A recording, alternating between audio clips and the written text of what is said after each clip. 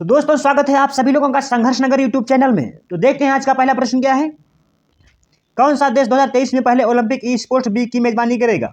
Option A Paris, option B Los Angeles, option C Australia, option D Singapore. तो दोस्तों इसका correct answer क्या रहेगा? Option D Singapore. तो लेकर चलते हैं आपको इसके नेक्स्ट इंपॉर्टेंट फैक्ट की तरफ। देखिएगा, अंतर्राष्ट्रीय ओलंपिक समिति आईओसी ने घोषणा की है कि उसका पहला ओलंपिक ई स्पोर्ट्स सप्ताह 22 से 25 जून 2023 के बीच सिंगापुर में होगा। ई स्पोर्ट्स इलेक्ट्रॉनिक स्पोर्ट एक प्रतिस्पर्धी खेल है जहां एथलीट वर्चुअल इलेक्ट्रॉनिक वातावरण में वीडियो गेम की कुछ शैलियों में स्पर्धा करने के लिए अपनी शारीरिक और मानसिक क्षमताओं का उपयोग करते हैं। तो दोस्तों लेकर चलते हैं हम आगामी ओलंपिक खेलों की तरफ। देखिएगा, ग्रीष्मकालीन ओलंपिक खेल 2024 में कहाँ पे होगा दोस्तों? Paris France. 2028 में लॉस एंजल्स संयुक्त राज्य अमेरिका में होगा। दोस्तों 2032 में कहाँ पे होगा दोस्तों? ब्रिस्बेन ऑस्ट्रेलिया में होगा। तो इसी के साथ मैं बढ़ता हूं दोस्तों आगामी ओलंपिक खेल पार्ट 2 की तरफ। देखिएगा, शीतकालीन ओलंपिक क्या है दोस्तों? इटली के मिलानो और कार्डिना शहर 2026 में संयुक्त रूप से मेजबानी करेंगे। युवा ओलंपिक 2024 में गैंगवान दक्षिण कोरिया है दोस्तों। 2026 में डकार कहाँ है सोने?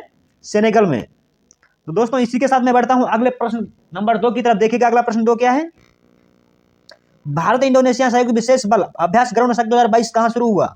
Option A Bakloh, option B Visakhapatnam, option C Karawang, option D Jodhpur. तो दोस्तों इसका करेक्ट आंसर क्या रहेगा? Option C Karawang. तो लेकर चलता हूं आपको नेक्स्ट इंपॉर्टेंट फैक्ट की तरफ। देखिएगा,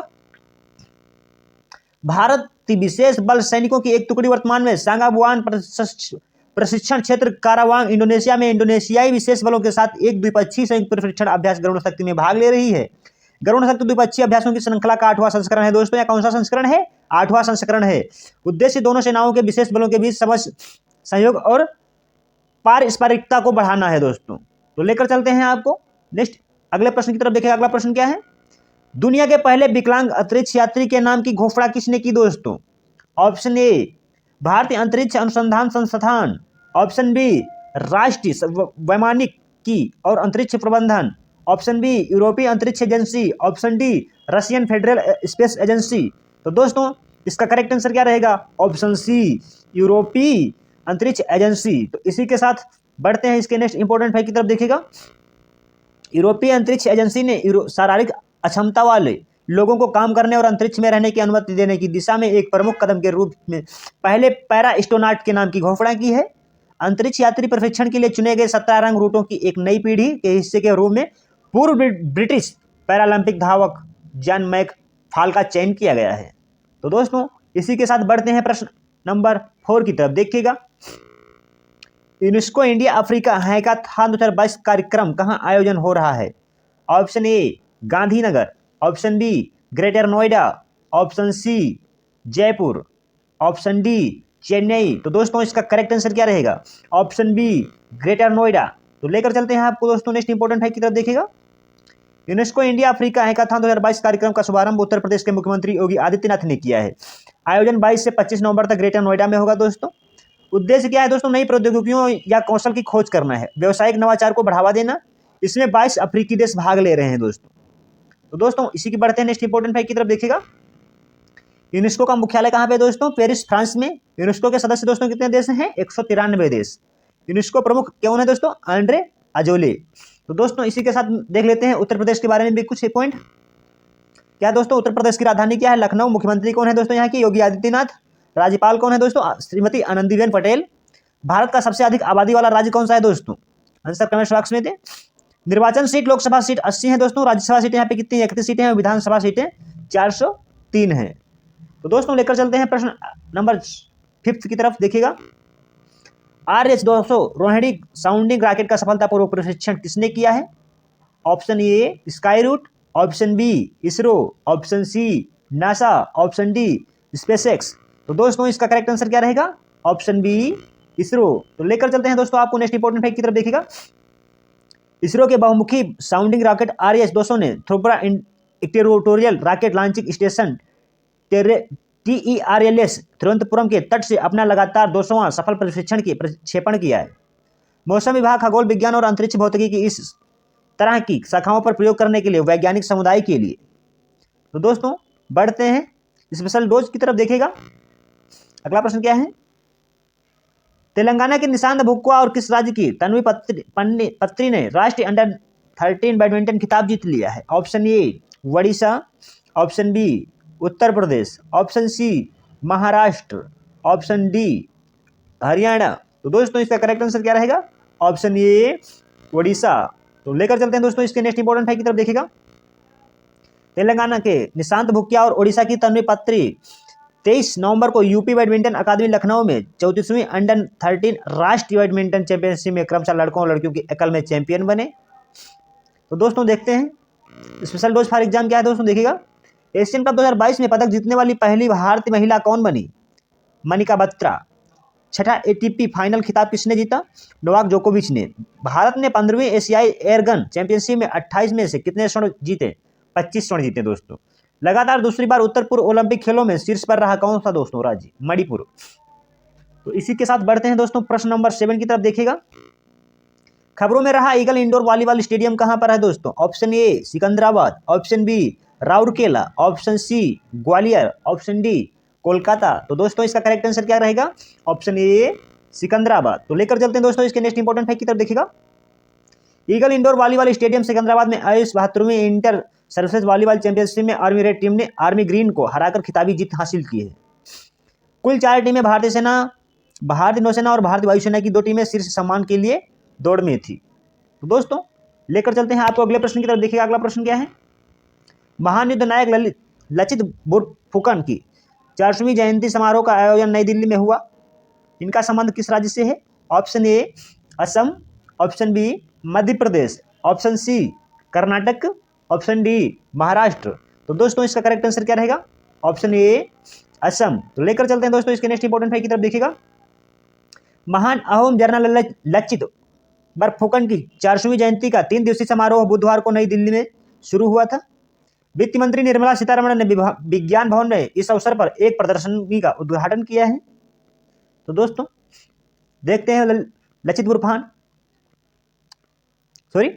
बरफुकन कौन थे दोस्तों, इनके बारे में जान लेते हैं।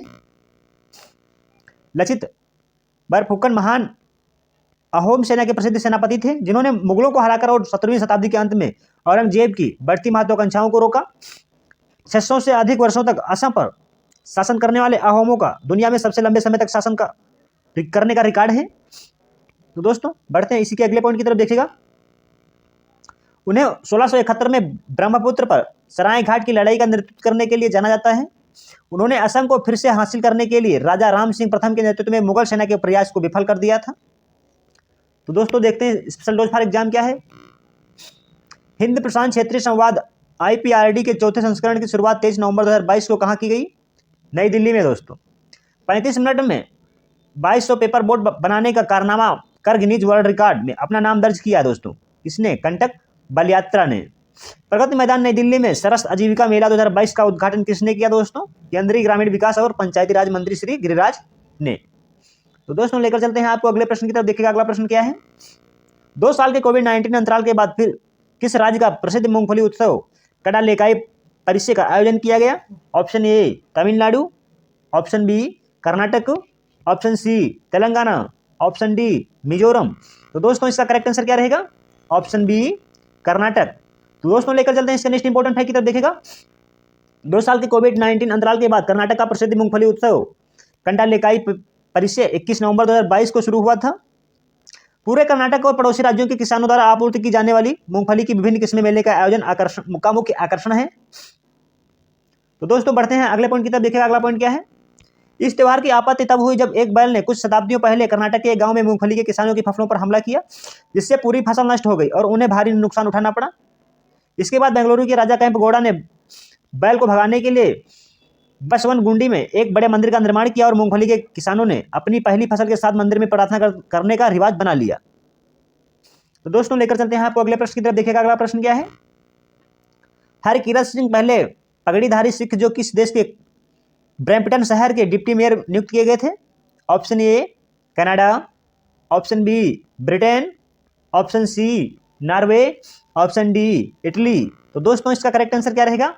Option A Canada.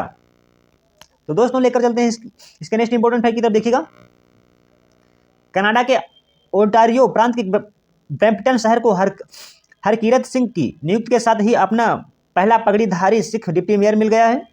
वर्तमान कनाडाई संसद में 18 सांसद सिख हैं। वर्तमान में हरजीत सज्जन बर्दिश जग्गर 2 सिख हैं जो कनाडा में जस्टिन ट्रूडो सरकार में मंत्री हैं। तो दोस्तों देखते हैं कनाडा के बारे में क्या है। कनाडा की राजधानी क्या है दोस्तों? ओटावा। मुद्रा क्या है दोस्तों? Canadian dollar. प्रधानमंत्री यहाँ के कौन है दोस्तों? Justin Trudeau.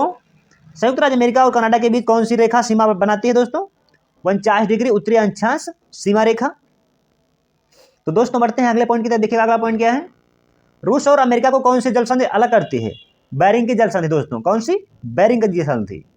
तो दोस्तों पढ़ते हैं प्रश्न नंबर 11 की तरफ। देखिएगा किसे पाकिस्तान का नया सेना प्रमुख नामित किया गया है? Option A lieutenant general Asim Munir.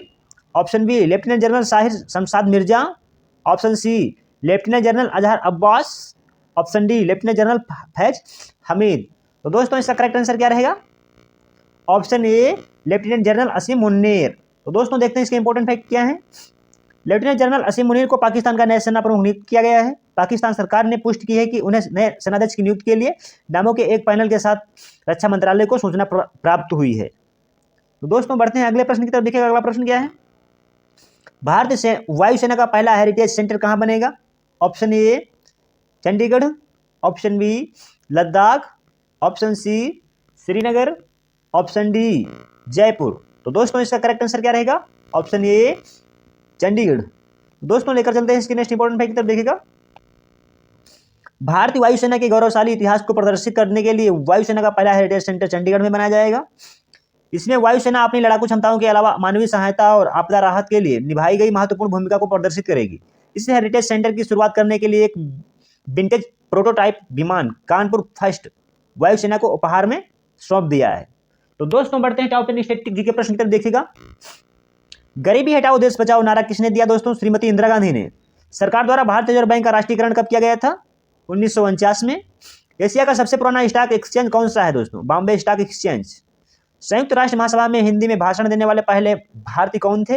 Atal Bihari Vajpayee. संयुक्त राष्ट्र संघ सुरक्षा परिषद के अस्थायी सदस्य कितने वर्ष के लिए चुने गए जाते हैं? 2 वर्ष के लिए। तो दोस्तों बढ़ते हैं अगले पॉइंट की तरफ। देखिएगा स्वतंत्र भारत के पहले गवर्नर जनरल कौन थे दोस्तों? Lord Mountbatten. तात्या टोपे का वास्तविक नाम क्या था दोस्तों? रामचंद्र पांडुरंग। शिमला समझौता कब हुआ था दोस्तों? 2 जुलाई 1972 में। इंग्लैंड में भारतीय सुधार समिति की स्थापना किसने की थी? दादा भाई नौरोजी ने। जलियांवाला बाग हत्याकांड में जनरल डायर का सहयोग करने वाला भारतीय कौन था दोस्तों? हंसराज। दोस्तों यदि हमारे द्वारा दी गई जानकारी से आप संतुष्ट हैं तो हमारे चैनल संघर्ष संगल को आप लोग सब्सक्राइब कर लीजिए और वीडियो को लाइक कर दीजिए और ज़्यादा से ज़्यादा अपने दोस्तों को शेयर कर दीजिए। दोस्तों यदि वीडियो में कोई त्रुटि रह जाती तो हमें कमेंट बॉक्स में अवश्य बताएं, हम सुधारने का प्रयास करेंगे। दोस्तों आपका कमेंट हमारे लिए महत्वपूर्ण है, आप लोग कमेंट अवश्य करें। जय हिंद दोस्तों।